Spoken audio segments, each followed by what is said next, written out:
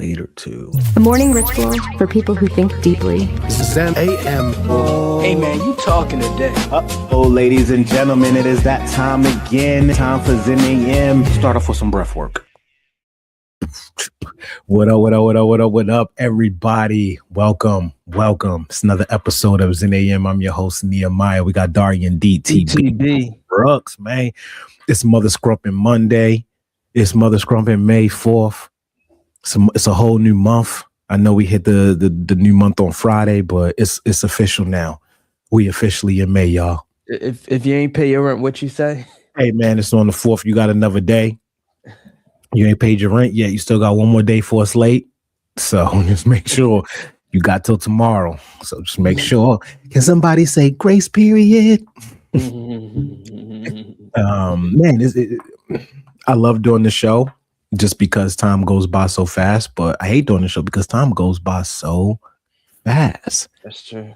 It's like, maybe it's because we older. Is that what it is? It's like when you get older, a year is less of your time than it used to be. You know, when you're younger, a year is a long time. When a year is almost a quarter of your life when you're younger. But when you start to get 30, 40, a year ain't nothing. Right. I think it's because it's technology. Technology is so fast now, and you're able to communicate with people all over the world where it makes time shorter. Yeah. Well, they say the time is moving faster anyway. We're vibrating faster. Yeah, that's true. So when you vibrate faster, time goes by faster. So that's a lot of people say it though. Yeah. A lot of people say it though, man. How was your weekend, man? Weekend was good, man. Relaxed, rest, recovery, reset. Got back onto my pickleball stage. I had to help my dad out. He's back working again, and he back working. Yeah, he did a catering event. Wait, oh, my father. What's going on? What do you mean he did a catering event? Okay, for the viewers who out there, you know, who have not been watching this journey, your pops, was it a stroke he suffered? Yeah, he had a stroke in January. A stroke in January, right? I'm talking about like a real stroke. You know, like full-time stroke. Right. Yeah, nothing to play with. And he was in the hospital. He just got home recently, maybe a month ago, right? February. Okay. Yeah. So he'd been home since February. And we are now officially in May, and he's doing a catering event. Yeah. And it wasn't like no smart. This is a graduation party. Oh my goodness. Like, how did that go? Getting a call at 3:00 on Friday and like, hey, I need your help with cooking. I'm like, oh, we just need to smoke some meat. Put it in the smoker. No, got there at 4, left at 11. Oh my goodness. So yeah, that was. So you had a catering event. Yeah, I had a catering event, right? Yeah, so you had to go do some catering. I had to do some catering. Okay. How was? That's wild. How'd that turn out? Turned out good. Yeah, I think so. Yeah, turned out good. You gonna tell him no more catering events? He told himself. Okay. See, with my father, you can't tell him things. That's true. He got to go through the situation. Your pops is like Inception. You've seen the movie, right? Like, the idea can come from nobody but his own brain. Right. They got to come straight from. It can't come from anywhere. You know, I noticed that that's one of the family traits that we have. Most definitely. That's one of the family traits. They gotta. It has to come from them, right? They could hear it 1,000,000 times from you. They could hear it 1,000 times from this person, and all of a sudden they're watching something on TV or something, and it's the same idea that we've been giving them. And all of a sudden, you know, I should really look into this. You know, every time I think about, I hear the Fetty Wap song, I think about you. You think I think about you. It's hard. I remember, man. How's that? Is that video booming right now? I mean, it's slowed down, but Chris Brown and Leon Thomas, they just dropped song. have a song, and the music video is like that thing 50, 60 thing, like the Simmons thing, and I'm like, dang. I told you. Told you, man. We be on that. Hey, we be on that wave, man. I'm keeping all my ideas for myself for 2026. Right. All my ideas for myself 2026, man. I've been reading the book of Nehemiah, and you reading your own book? Yeah. Had to, man. Had to. I know. It's been thrown at me. My whole journey in Cali, the book of Nehemiah just kept coming up. Just kept coming up. Literally.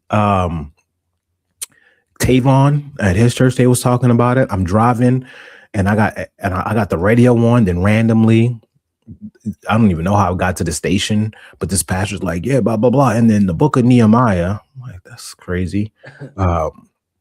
Yesterday I threw on the church that I'll be watching, and it was a whole based off of the book of Nehemiah. And I had already been reading it, so it's just confirmation, right. But it's crazy because there's so many deep parallels in there. And, one of the things that Nehemiah did was he didn't tell people what God had told him. He kept it to himself. He did not, like when they was building, he didn't tell nobody that God told him to build that wall in the beginning. Right. So I was like, that's a good lesson for many of us. How many times are we sharing our stories or our plans before we even get to put them into action? How often are we doing that? And then what happens? People start to, that won't happen. They start to put their own projections on it. So then we start to enter into our own little bit of doubt that we didn't have before we share it. Right? When we share our stuff with people will project their own onto it because it wasn't given to them, So I took that and I was like, man, I gotta keep my cards. I'm already good at keeping my cards close, but I gotta keep them a little bit closer. That's a fact. Just a little bit. Shout everybody, we in here. I see everybody came up on Pam here. Boom, man, my mama, Pinky up in here. Varnell, what up, what up, what up? We got Torah, Only Black Hebrews of America's up in here. What do you say? What you say? I don't know who those people are. For my biblical and Torah studies, go on with your bad self. Salute. So yeah, man, it's been a lot of revelations just coming home and just growing and being in my own space. It's crazy, man. I had to do dishes today. That was weird. Oh, for real? Doing the whole Sunday cleaning. Oh yeah. Yeah, how was that? Did you play some music? Did you have your DJ set? I didn't have the DJ set up. That was another thing that happened, man. I got a late text from a bunch of my cast members. They were at this retreat with Emily. And I was supposed to do the retreat. Why you cover your face? What happened? No, I just turned off by mistake. Oh, you thought I was gonna say something? No, You pre-disappeared. You pre-disappeared. Hold on, let me read this before he starts. No. You good. It's May. You good. I'm gonna say this. Zen AM is a space for. I'm gonna do the quick and clean. You good. Informational purposes only, and it's not professional advice. I'm gonna give him the short version. See, they see you disappearing. Yeah, I got a text from some cast members, and they're at the retreat that I got invited to do, but I couldn't do just with the travel. But it was like a last minute text, and it was like, "Yo, you still doing your DJ set for us tonight?" And it was like, "Yo, we this wasn't confirmed. This wasn't confirmed." So in my head, I almost start scrambling, and then it was like, "Yo, hold on. It's okay to say no. It's okay to say no." And I started going in and I'm starting to feel bad and all this. And it's like, hold up. It's okay to say no. Like, it is okay to say no to people. And I started just thinking like, dang, not only is it okay to say no, but it's a necessity sometimes for us to say no. Because what are we saying yes to that's keeping us from giving the energy to the stuff that we're supposed to be doing? Mm-hmm. I was running around ragged all weekend. That's a whole nother story about the moving. I got hit with the same thing you did, but I was just realizing how I'm always trying to do so much, and especially for people. And that was burning my candle at both ends. Mm-hmm. And I was like, no. I had to have a whole conversation with myself about that and be like, it's okay to say no. It's okay to say no and not feel bad and not this and that, like they're telling you 2 hours before, like, hey, you still DJing for us? You know what I mean? This is 2 hours before.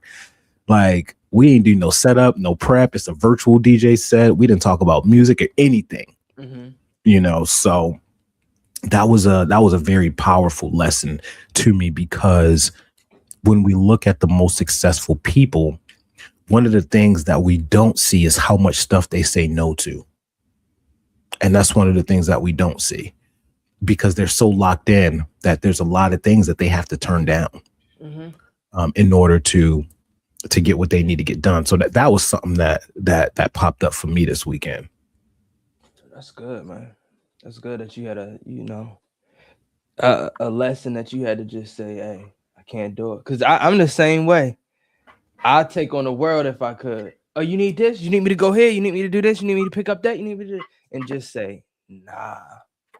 And that's what I'm going to tell you. Sometimes it's weekends where like, yo, this phone is not me. It's okay if I leave it down and don't answer it.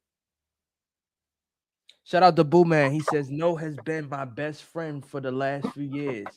I used to never turn people down. That's a fact. That's a fact. And it's okay with saying no. Yeah. Hey, where you go at, man? You Me? did a disclaimer. Oh, yeah. I had to turn the heat off. Oh. I'm hearing it come through the can you hear the heat? Nah, you good. Okay, I could hear it through mine, so I had to go and had to go ahead and Hey, Boo Man, I'm calling you after the show. He said, man, that Cybertruck test drive, let me know one thing about myself. I am not working hard enough. Ooh. Let's dive into that.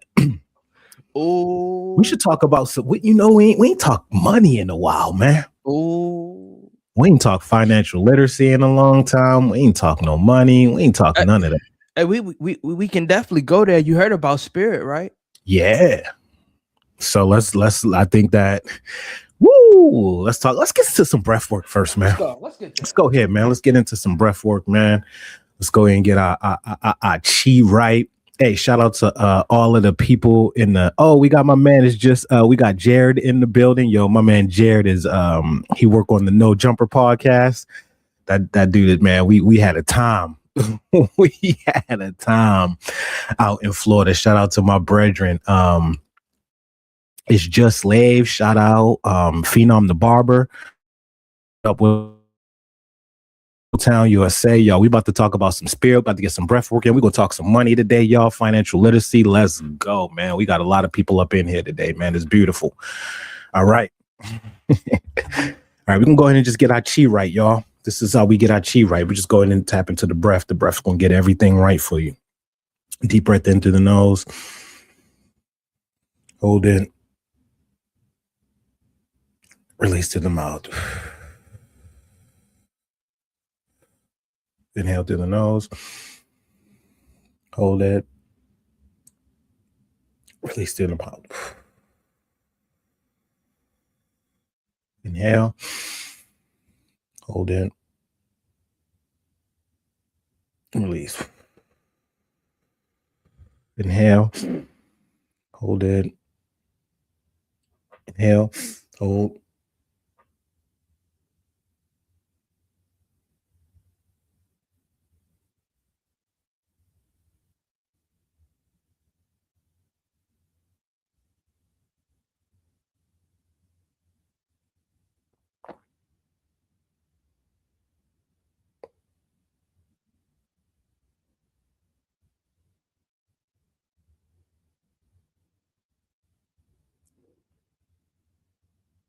Release.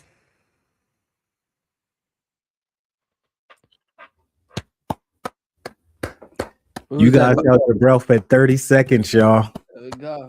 Y'all did the breath retention for 30 seconds, y'all. Y'all officially professionals now, just so y'all know. Y'all officially professional breath work people. So they shut down the only black airline. Spirit, y'all, has officially shut down. They canceled all of their flights. So there's people who, were in the middle of trips, and they shut down the doors. They've been struggling for a little bit, especially with the war that's happening right now, and with the surgence of what they have to now pay for jet fuel.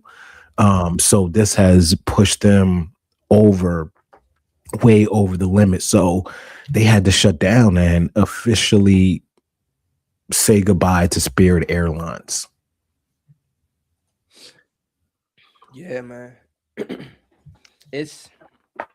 I woke up, I think on Saturday, when I'm like, dang, Spirit. I went to the website, everything is down.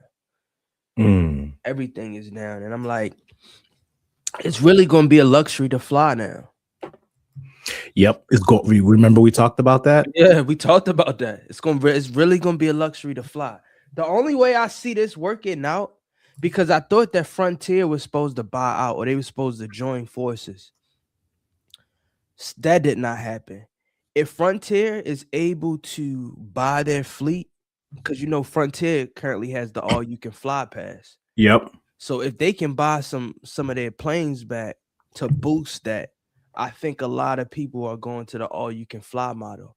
And I was talking to my systems, like, it's crazy that the United States doesn't have public transportation for the air, because I feel like public transportation is a very profitable business.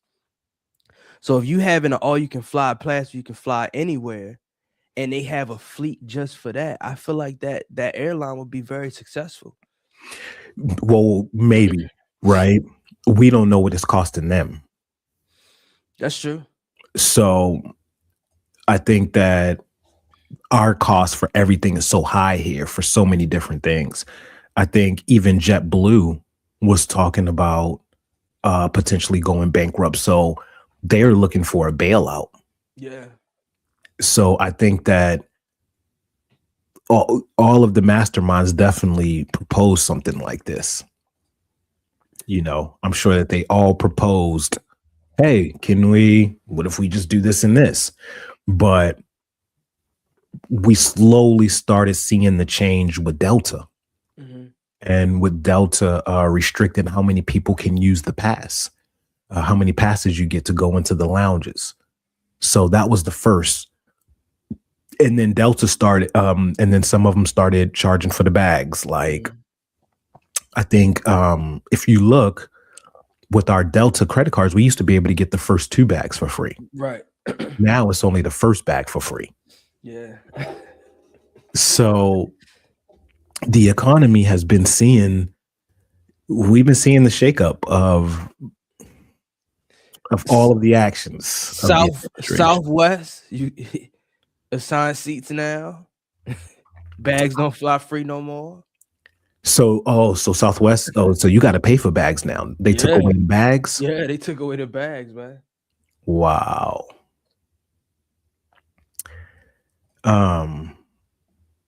Interesting times we live in, man. This is what airlines well, we did see, but we never seen, I don't think we've seen airlines go out. I think that we have only seen like mergers. Yeah. So this is the first we're seeing just straight bankruptcy. Most definitely. I sent you a link. It's called Let Us Buy Spirit Air, with somebody that went viral on TikTok. And he wants people to pledge. And if they can, have the money that Spirit was looking for, maybe the people can own an airline. Yeah. So they So basically, they are trying to get the funding up, and they're asking people for a pledge of $45. Yeah. And for $45, you can you'll get a ticket. That'll give you one ticket. Mm-hmm. I'm looking at this now. So they're trying to turn it into self-funding. How you feel about that? The people owning the airline? Come on, man. You know, I mean, I think there'll be some issues with that, but like who's gonna have to say so? Right. You know what I'm saying? Like who's gonna be on the board?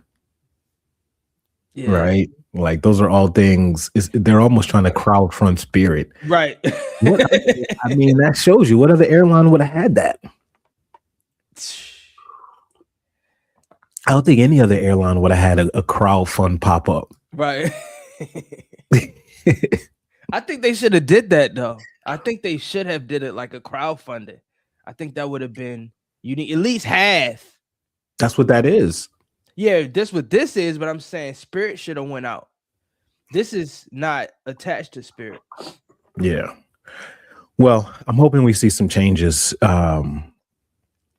We're obviously not going lower, right? Like we're not going to see flights go lower. But the one thing about when you go international, flights don't cost this much. Yeah, don't. Flights do not cost this much. So we need to reevaluate everything. Why is it when I'm in Amsterdam or when I'm in Berlin or when I'm in Portugal, why can I get to other countries for $200? And I can't even get to bum booty buck North Dakota for it. It cost me $500 to get to North Dakota. Yeah. America needs some changes. Yeah. This whole system it was built on sand. Yeah. The system is garbage. It's collapsing in front of our very eyes. It took one administration to collapse everything. Mm-hmm. Just one. That just shows you how bad it was. Yeah, that's a fact. Like this is madness. Mm-hmm. This is madness. And I think that we're also living in a delusional time right now when I think social media is making everybody delusional. Everybody feels like they're so smart. They get these little algorithmic storylines. They don't do any research. Now all of a sudden they are, they're over here talking politics and they're over here. They like, we don't know what's going on. I think everybody just got bamboozled. I think there's some people who woke up to the fact that they were bamboozled. Candace Owens, Carlson Tucker, all these people, they woke up to the fact that they were bamboozled. And then some of them are still kind of playing the line, still kind of playing that, Yeah. So this is I'm sitting back, man. I'm glad I had no part of that. Take a sip, man. Now for all, yeah. He said it costs $200 just to get a passport. That's a fact. Yeah. That's a fact. Trump will not save you. LOL. He can't even save himself. Yeah. He can't even save himself. Yeah. That is not a man who is in a good position or a power position. Mm-mm. This man is not in any type of power position. I think that we've clearly seen that. He is not anyone calling any shots. He is. Let me say my disclaimer. Hold on before I start going. Zen AM is a space for conversation. Man, you good, man. Yeah. I was like, he ain't giving no shots. He taking back shots. He ain't.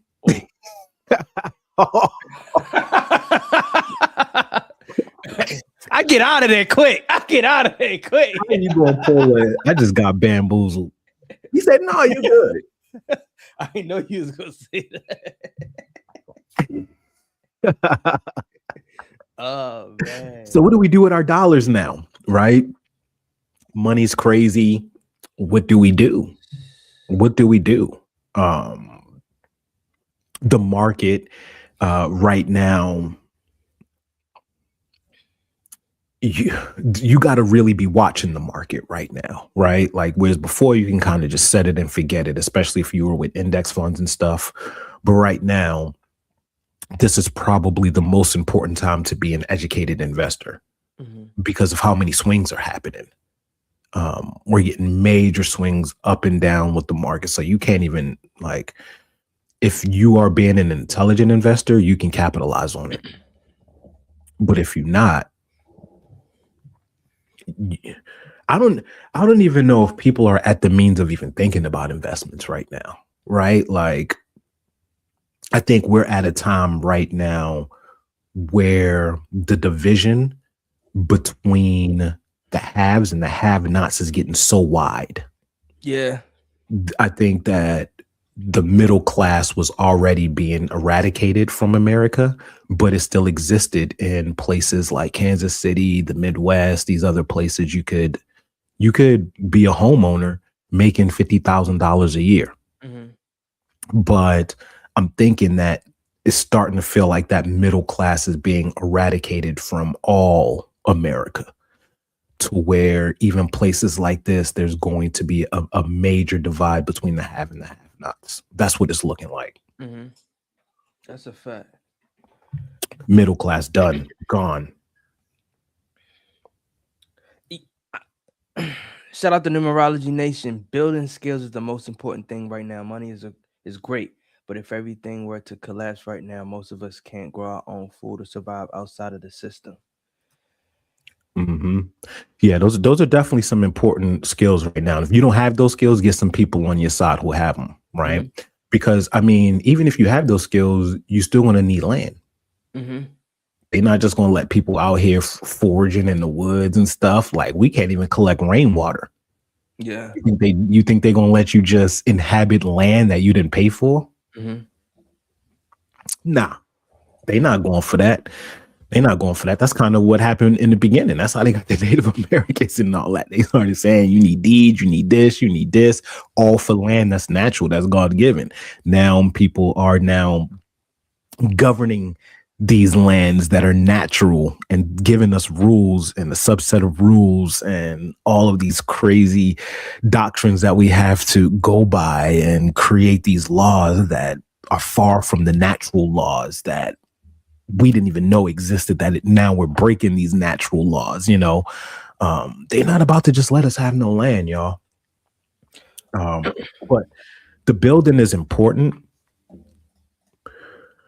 But I'm gonna tell y'all, man, like, it's important to know for yourself, but if you're trying to make money, then you really need to start looking into technology. That's really where it's going to be. I think that a lot of these jobs are still going to exist. Plumbers, these jobs are going to be in high in demand, but I think even in high in demand with the American mentality, people still aren't going to flock to those jobs. Like, they just aren't. Nah, because we in a social media age right now, and everything is being done digital. Like, if you have a phone or computer, you can make money. So a lot of those labor jobs are going out. It's crazy. I was actually trying to get some crabs this weekend, some blue crabs, and the guy was like, he normally get his crabs from Louisiana, but he had surgery on his back, and he's about 70 years old. And he was like, there's no one in his city or town that want to start crabbing. He said he'd been crabbing ever since he was like 12 years old. It was a family tradition. So now that there's nobody in his area that wants to crab, he's just gonna have to just do it out. And that was one of his main sources of income. So a lot of people are moving into cities and not going to that farm life. And I think I might just eventually, probably in the next 10 years, is like, yo, I'm good. Let me just buy some acres of land and just live on a farm and just be chilling. Yeah. Because I don't know what's going on in these cities. Yeah. And, you know, when you go to different places, I was just talking to a girlfriend of mine, and we were talking about her finding a man and relationship. And one of the things, you know, that she talked about was like, I want a man in their power. I want a man in this and this. And a lot of women nowadays, they don't even want men who is a crabber or a fisherman, you know? So not only does our society look down on these people, but you can't even when the last time you been at the club at a table and it was bottle service and the bottles was going crazy, you look over and it's a bunch of fishermen, right? It's a bunch of men. Never happens, right? It never happens. And in other places, these are careers. Like these are trades and their careers. So not only are they respected, but you can make enough to make a living. You can't do that nowadays. No. Like, how much do you make being a crab man? What is it, like maybe 50,000, 60,000? Yeah, probably. Maybe 100, maybe 100,000 if you own it and you know you got a lot of clientele and stuff. But and where you at, you can't even. That's 100,000 is nothing nowadays. You can't even have a family with 100,000. No. They said, I was reading a post. They was like, if you make 100,000 in, I think it was like 7 or 8 states, you are in the low income portion. I think it was like Maryland, New Jersey, you know, the tri-state areas and stuff like that. Yeah. Oh, they pop it in IG. What up? What up? What up? Let me turn the IG on, man. I ain't been on IG in a minute, man. We got a Perez 2G up in here.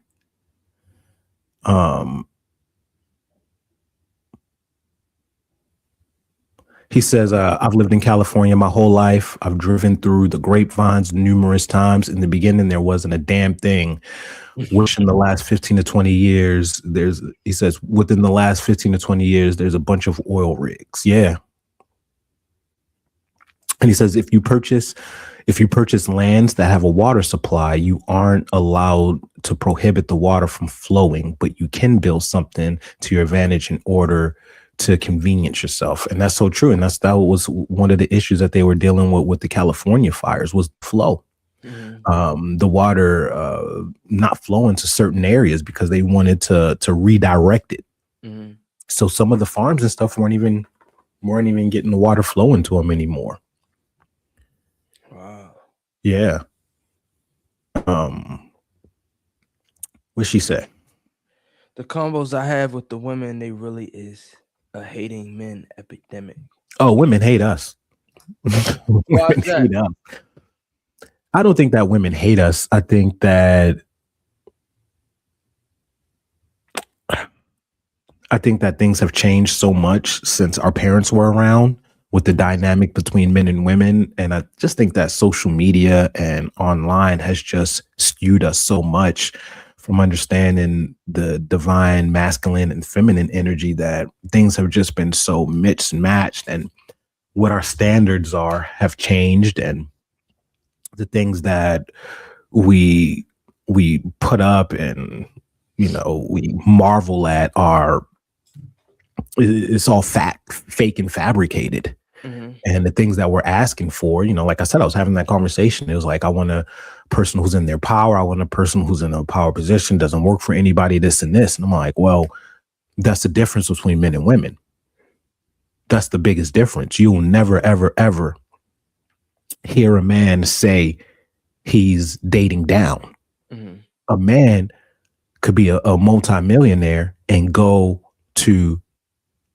he could go to McDonald's and fall in love with the cash register girl. Mm-hmm. And marry her. And never once will he tell his boys he dated down. Ever. Right. Ever. He said, man, I found my girl. Like, I've never heard even a man say, like, to me, I'm dating a little bit down. You know what I'm saying? That's not something that we say. Right. But women say it. This man he doesn't make this amount. He's not this height. He doesn't have this amount of stuff. He doesn't make enough for us to do these types of activities. That's dating down to a woman nowadays. And that's why they find themselves by themselves. Yeah. They hate it because then they say men ain't we chivalry is dead. We aren't willing to work hard. We aren't willing to do this. So they've taken this standard, and if a man doesn't feel it, then they look down on us for not feeling it because we ain't doing what we supposed to do to be in this. Well, you ain't a man. Right. The cost of living was never this high. Like, we're all adjusting to this. Like, this is an adjustment for all of us. Like, this is a brand new thing. That's the thing I think we gotta take in perspective, because a lot of people was like, well, I come from a family where the man, carried all of the bills. That's when mortgage was maybe $800. Mortgage is running you about three bands right now. Yeah. So it's like, bring them back in this time and see how they would do it, how they would survive. I think there wouldn't be a lot of kids. I think a lot of people would be more self-efficient and not trying to procreate because of financial gain or where they are financially. Yeah. I ain't trying to have no kids because of financial stuff. I'm the only 250 a year. The only reason why I'm not having kids right now is because I don't know where the world is going, and I don't want to walk my child in something that I don't even know what's going on. Yeah. Or have the security to be like, okay, this is happening, but I have this for you. Like, probably when I get some land, if I get like 30 acres or something and start building stuff, I think I'll be ready to have a kid, because I can know, hey, if anything go left, you got a spot in New Mexico, you got a spot in AZ, or a spot in Montana where you can just be off the grid. Yeah. So then we look at it like, what should we remember? We had this talk. Like, I think this is another reason why buying a home doesn't make sense right now. Yeah, this is why I think. Yeah, you said that. Buying a home makes 0 sense right now. Buying land is different than buying a home. Buying land makes sense, but buying a home makes 0 sense. Right. Makes 0 sense. Almost all of the properties right now are overpriced. Yeah. So what does that tell you? That means that you're spending more than what the investment is worth. Right. You already you off the bat in the negative. Yeah. That's not how investments should look. Right. That's not how they should look. So buying a house right now, don't do it. Mm-hmm. Don't do it. Especially since we're kind of in a recession. Yeah. They may not say it, but we in a recession. Yeah, most definitely. I'm gonna tell you, with this spirit thing, it's like, all right, it's letting us know this is the first one, and it's not gonna be the last one. Yeah. JetBlue will probably be next. Yeah. They said they already projected the lose being a red 1.2 billion, I think. JetBlue? Yeah. Yeah, they trying to get that bailout. The same bailout with Spirit. They're trying to get that bail. They're asking the government for that bailout. But see, that's the thing I don't understand. Why doesn't the government have public transportation in the air? They got it for local cities, and I think it's profitable. Yeah, because I mean, do we want the government with their hands? Like, do we want that? We don't, but it'll be cost efficient. When things go high, they'll continue to keep it at a base rate. We dealing with these corporations that's money hungry and funneling the game. I mean, it's part of business though. So it's like, hey, if this flight is in high demand, raise the price. I don't think the government would do that. I don't see. You don't think our government would do that? I don't see bus fares going up. But they're taking government funding. I mean, they're taking. Sometimes they won't give government funding. They almost took away SNAP. That's true. So, when the government shut down, you don't get paid. Can you imagine a pilot don't get paid? Brooks, he taking that thing straight to the mountain. he taking. No, that's that. Yeah, I think that probably will be a good idea. Yeah. Shout out to Boo Bear. He says, we have been saying that for the last couple of years. We have immense freedom right now, living in our nice apartment. Not very wise to take a mortgage. I'm glad we didn't. Mortgages. See, that's the thing. we need to normalize talking about that. Because when I brought it up, and my sister, you was having a debate with my sister. She's like, yeah, I'm about to go buy a house. And he's like, don't do it right now. Mm-hmm. And it's like the people that I know that own homes, that 30-year mark is coming up. Mm. You know, when it's time to get a new roof, or you have a leak, or you know, you got to redo your whole kitchen because there's the floor is starting to be unbalanced. It's like, I don't think I want them problems. You don't. You don't. You do if you got cash flow. Right. You do if it's your dream home. Right. You do if you're intentional about why you're owning it. You do if you got 50 racks just sitting for home repairs. Right. There's a lot of tax breaks that, you know, come along now with home owning. So that's going to help people out a little bit. We'll see, you know. Curious because people should be getting what their returns pretty soon. We'll see if the return they got them. So we'll see what the returns look like with this new big beautiful bill that was placed in with all of the new things that we were able to write off.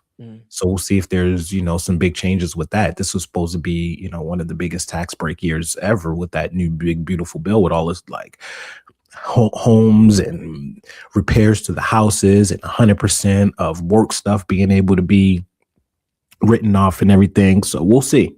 I'm curious as to that. But when it comes to owning a home, this is still that baby boomer generation mentality. Mm-hmm. This is what they were told was success. You get married, then you buy a home, then you get the white picket fence, and then you're outside and you're waving to your neighbors. And nah, but not this era.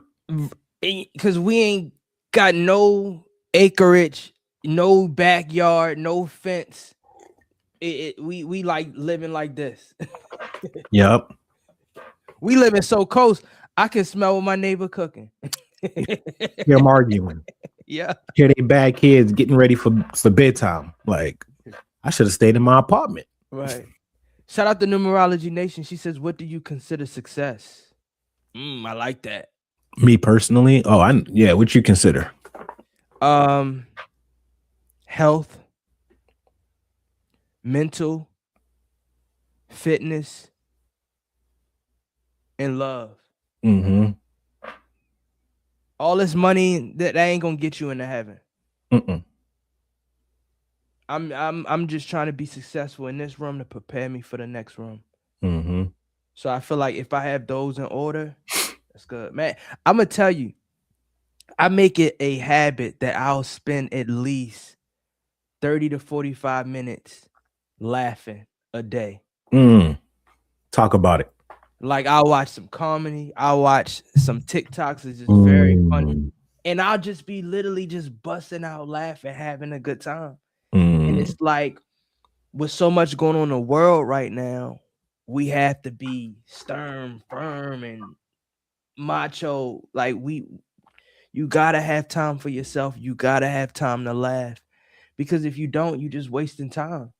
Yeah. What's success for you?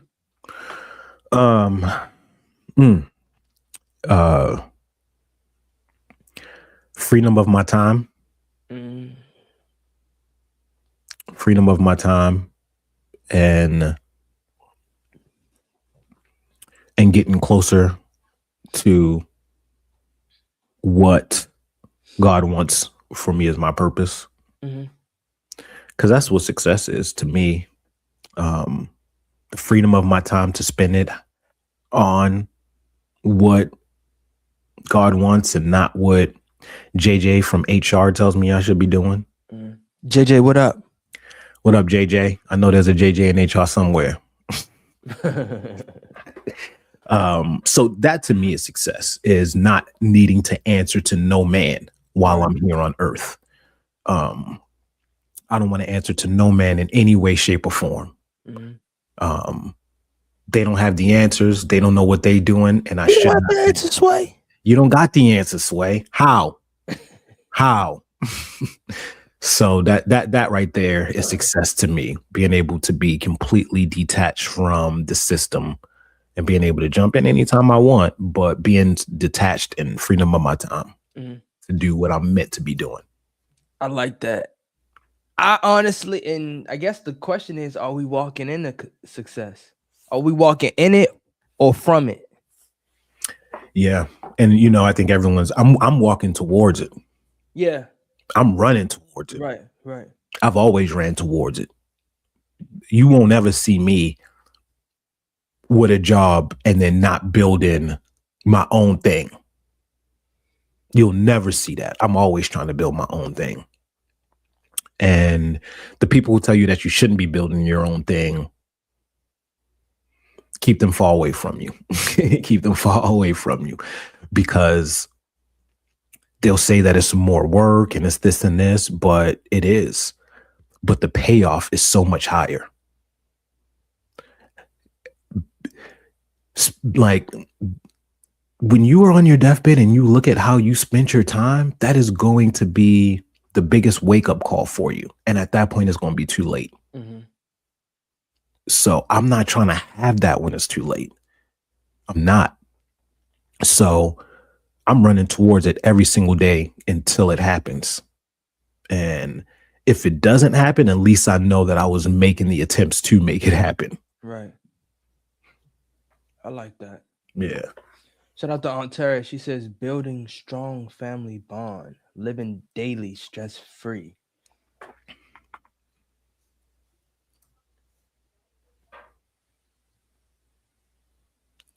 Me and Pinky was just talking about that. At this point, any barrier we have now, we will build the solution as opposed to using someone else's tools. Yeah. That's what it looks like to me. And that's the reason why, you know, I think financial literacy is so important for us, because financial literacy is the tool that allows us to have this freedom. Yeah. And these people will tell you, you know, it's not worth it. It's not this. Just go. Don't listen to these people, man. Like, build your own, build your own, build your own. And it does. And it's okay to have a job while you're building, but just know what to do with your money. One, understand the power of your dollar. Two, stop spending money towards things. Spend it towards experiences. Mm-hmm. Three, know how to make your dollar last.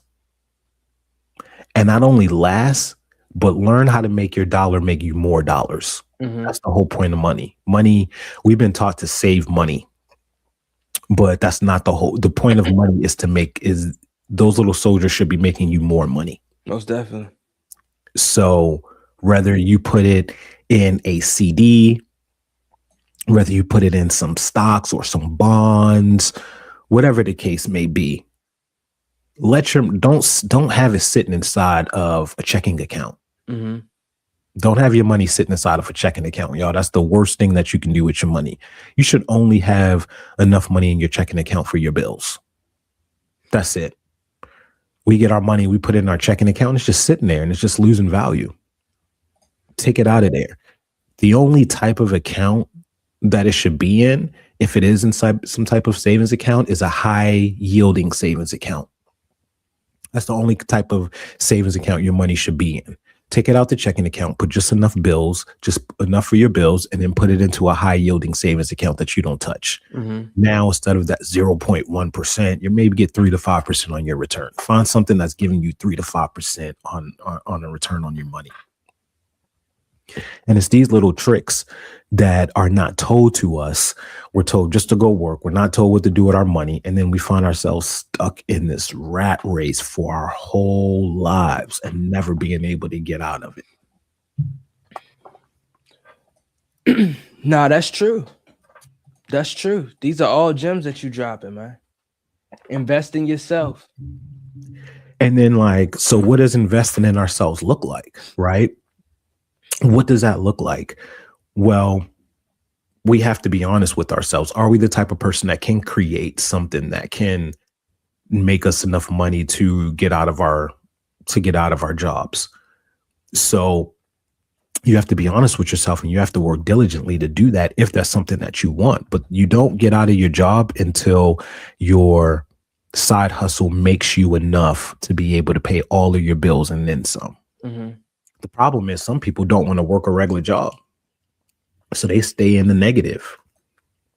You got to be able to work a regular job and be able to build and not let that and stop that bleeding until you can put enough to build. And you got to sit with your family and say, what does success look like to us? Is it owning a farm somewhere? Is it this? Is it being in the city? Is it this? And then you got to figure out what the cost of that living is. And then now you have a number to attain to. Is it 100,000? Is it 200,000? Now you know your business needs to make at least $200,000 or $250,000 based off of what number y'all came up with. Now you got real goals to set for yourself. All right, my company needs to make this in order for this and this to happen. So when we invest in ourselves, we got to have some tangible numbers. Once we get those tangible numbers, then we can create a tangible roadmap with smart goals attached to them to where we can track it along the way. Mm-hmm. I like that. So it starts with being honest with ourselves. But the first thing that I would suggest for everybody is to learn financial literacy first. Before you start building anything, start learning about the dollar. Mm-hmm. Start learning what to do with your money. So when you do get an influx of money, you know what to do with it. Mm-hmm. You're not buying Jordans. You're not going, you're not about to go buy the new car that came out. You're not about to go buy that 100-inch TV. You're not about to buy stuff to put yourself in more debt. Mm-hmm. You're going to go and put that money into stuff that can pay you more. And it's okay to buy those things, but it's better when you have assets that are creating money that buys you your luxury things. Mm-hmm. Don't let your income that's supposed to be going to bills and building your life, don't let that go to these material things that lose value the moment that they come into your home. Right. SMART goals. Yeah, look that up. Those are, that's a whole system right there. We talked about this a while ago, but SMART goals this is how all of our goals should be set up. Go ahead and break that down for them. That acronym, measurable, attainable. Yeah, look at that. So shout out to Numerology Nation. She says, I invest in myself by doing Pilates and I put my skills back into myself. That's smart too. That's really smart. If you got a hobby or a skill, you can definitely use that. Shoot, I play pickleball so much, I might need to become a pickleball instructor. 65 an hour. If you love talk about it. Go ahead. Do what you love so you never work a day in your life. So let me just break to y'all what SMART goal stands for. Okay. SMART is an acronym and it is specific, measurable, achievable, relevant, and time bound. That's what a SMART goal is. So it's specific, right? It's specific. I am going to make $100 extra a month. Specific. It's measurable. By the end of the month, I'll be able to see if I got to that 100. If not, I got to 25. I got to $30. I got to this. We're able to measure where we are with that specific goal. It also has to be achievable.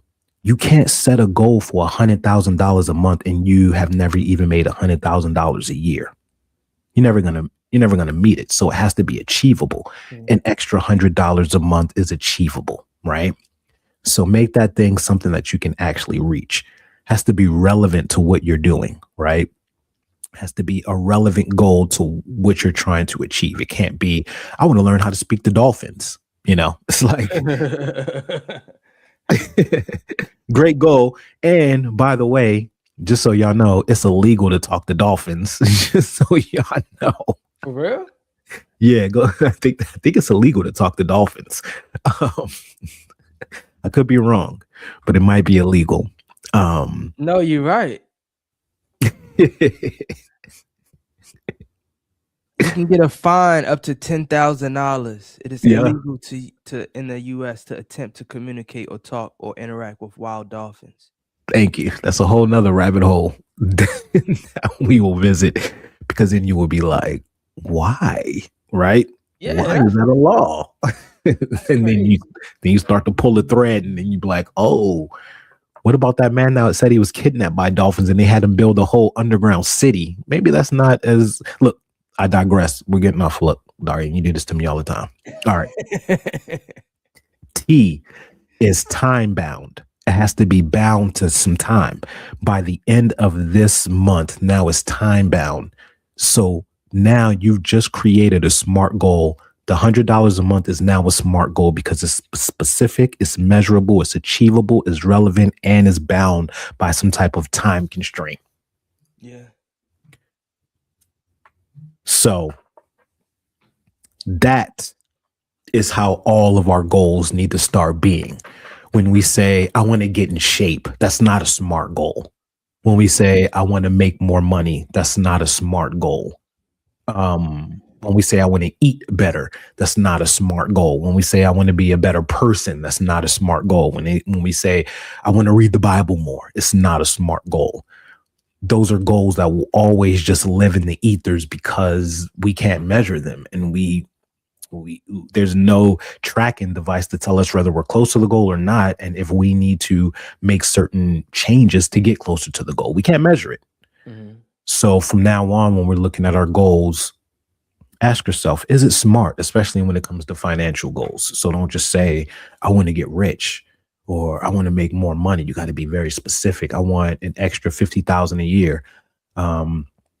I want an extra this amount a year. I want an extra this amount a month. And this is how I'm going to do it. And if I don't do it by this, these are the changes that I'm going to make. So I wish I could actually, I'm going to show y'all. I want to turn this camera to show y'all my SMART goals. Uh-oh. Now I'm going to lose the angle, but let me see. It's all good. So look, you see this board? These are my SMART goals right here. So these are my SMART goals for Peak Lead AI. 100 calls a day, 25 people I get in contact with, 4 people I do a demo for, and I do 1 close a day. And these are the numbers that will happen if I reach that. Mm. So I didn't just say I want more sales, I want more this, I want more this. These are the goals that I have to reach in order to get what I'm trying to get. I got to make 100 calls a day. Mm-hmm. That's the non-negotiable. If I make 100 calls a day, then I reach my SMART goals, which is this amount of clients. So by December, my goal is to have 230 clients. My goal is to get 29 clients a month. Those are very obtainable goals. Yeah, that 1% is only like these numbers, 100. If I contact 25 people, that's only a 25% reach contact rate, which is pretty low. Like if I called 25 people and 25 people answered, then I may not even have to make 100 calls because I just hit that 25. Mm-hmm. If I call 50 people and I get 4 demos and 1 close, I've already reached those goals. So that's 25%, that's 4%, and that's 1%. So if I'm at a 1% close rate, then I make my goals. 1% close rate is very doable. Mm-hmm. You ain't got to be a salesperson do 1%. No, so these are very, very, the 100 calls is the hardest part. That's the hardest part out of all of this. Having a system that can dial, having this, how long is it going to take? What's the system? What's the follow-up system? Is it an automatic dialer? Am I sitting here looking at all of these companies before I dial? What's that, 5 or 10 minutes per company? Breaking it down to get to the 100, that's the hardest part. The rest of the stuff is easier. Man.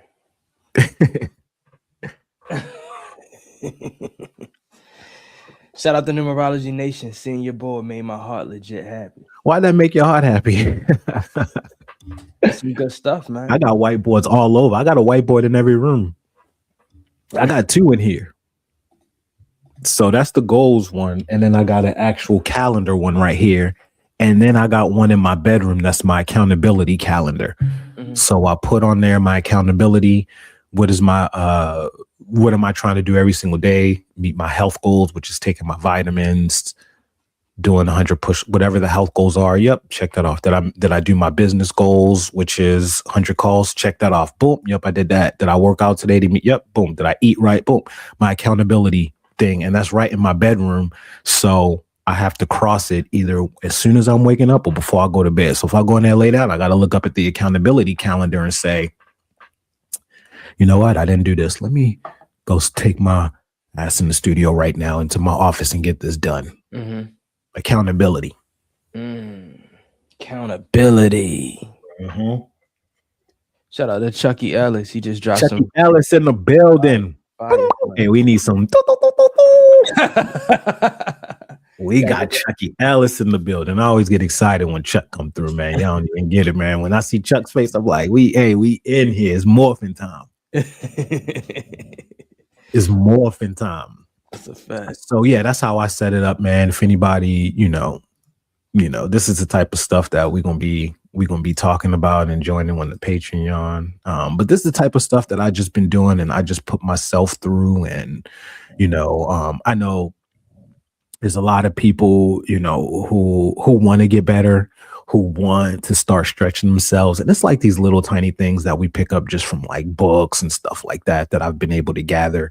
I know Chuck had an accountability calendar at one time. So it's like we're just always sharing these tools with each other. And that's iron sharpening iron. Mm-hmm. Atomic Habits is a great book for anybody out there. Go read that book. It's a great book for anybody looking to increase their habits. So it's like these little gems that we come across that, that we can use to kind of get our minds out of the rat race and locked into our goals, getting closer to God, all this, so that we don't get caught up in the distractions. Accountability. She said, hey, I've been watching Chuck's YouTube. It keeps getting suggested to me. Salute. Got that fire, right? I'm telling y'all, he got that fire, y'all. Like, salute. Fire, man. I try to listen to other people's music. I be trying to listen to other praise music. It just don't hit the same. Right. It just don't hit the same, man. I be sitting here like some praise music be making me depressed. Like, man, I ain't even gonna hold you. Like some of that stuff be depressing. When I listen to his stuff, it's like channeled. Yeah. You know what I mean? It's like it's like channeled. It's like, oh, I could get with this, especially not even, I ain't really been to church like that in years. So shout out to Chuck for what he doing, man. We gonna have him on the show when he ready. It's early on the West Coast, so we gotta do our guests a little bit different, maybe on the Patreon or something. We gonna get that all locked in. But shout out, we always like when Chuck joins. She said, yeah. Let me ask you a question. Let me ask you, this is the last question, and I probably could just save it to Wednesday. I know that we talked about us, not basically being off grid, but I'm looking at a topic. It says more Americans are quitting their U.S. jobs to work abroad. Mm-hmm. So if we are having our own businesses or companies or having remote work, is it smart for us to work and live abroad? I think it's no. I don't think so, because you still got a job. Right. I think when I was looking at the jobs in Berlin, jobs don't pay as much in certain places as they do in America. Mm-hmm. So I think that the dope balance is finding a job in America that pays more than what one of those jobs do, but just live. Right. To live abroad. Yeah. I think that right there is I think a lot of US jobs are starting to find that out, and I think they're gonna start putting roadblocks. There's always a way to try to stop you from finding peace or trying to grow and elevate. I think that as long as you're doing, because I think that the remote work is better for jobs. I think that they're finding the balance, and the biggest thing for them is the productivity, but they save so much money. Every company is downsizing right now. Yeah. Every company. Yeah. And having them big offices and stuff is costing them a lot of money. in prime locations. So if they can save money by not needing to pay this $200,000 a year bill to have their office, they don't care if the work is getting done. They don't care where you live. That's a fact. They don't care, and they can't tell you have to live a certain place. That's the whole point of remote. But they're making it easier for people because now all of these places like Portugal, Thailand, they have these expat visas. Have you heard of that? Expat visas? It's called expat. EXPAT, expat. No. Because that's what you are. When you're a remote worker, you're an expat. So a lot of these companies are having expat visas so that they make it easy for you to come there and work remote, but just live there. They might give you an expat visa for a year or two. Right. So a lot of these places are making it very, very easy. Gotcha. So I would say if you need to work for somebody, do some research more. This is what's going to happen. The companies outside of the country are going to have a lower turnover rate, meaning if they hire you and they rock with you, you can have that job for the rest of your life. That's a fact. People don't switch careers and jobs out the country like that. It's not a thing. They rock with what they rock with. So that's the plus. And then obviously it's easier to get a visa too when you are working for a company that is based in there. So that's a plus. So I would say do the research because depending on your position, it might be smarter to get a job out of the country because then it's easier to get the visa to live there. Now, if you are a person who wants to work for yourself or you already have a job and you can do it remote, then you don't really you could just stay what you're doing and just find a place. For instance, the company that I'm working with, for what they're paying me right now, I could go live in Portugal and live by the ocean instead of living in Kansas City, Missouri. Same job. It's all remote. Same wage. I don't even got to talk to them about getting a raise. I could stay what I'm getting paid right now and then be straight in a different country. Especially if you go to a place like Portugal that has good tax laws for, so we're not paying double in taxes. So that's what I say. Do the research first on what your skill sets are, all of that, and find out, will America pay you more or will another country pay you more? And then find out the visa situation. And those would be how I would determine whether or not I get work there. And if it's hard to get a visa somewhere, get the job in their country and it's going to be way easier. And get a bank account. Get a bank account and a job, and they're going to rock with you way more. Way more. Make sure you got that money in your account. Because if you coming in as an expat, they're going to want to see what you got. 6 months at least. They don't want nobody coming to their country who can't afford it. So you're going to need that 3 to 6 months of wages in there on top of having that income. So when you start to look out the country, make sure you got that little nest egg. But that's a fact. Everybody's doing it, man. Go look at these countries like Portugal. Go look at Jordan. They're bringing people over. A lot of places are welcoming us. I don't know what it's looking like now and after this administration. And that was right before all this craziness happened. But but there's a lot of places that want to bring us over. Absolutely, that's a fact. All right, then, man. Well, it is 9:09. She says, what's up with the passport? That thing, if you haven't had it for 6 months, it makes it harder to get back in the country. If you haven't had your passport for 6 months? Yeah, I'm not sure about that. I had my passport. I always get mine renewed. I always get it renewed before it. I do mine 2 months in advance. Yeah, always do that. Always keep it renewed. Cost you $80 online. You'll have it in 2 weeks. They don't play. Mine expired in March, so ordered the new one. Already came. Took a week.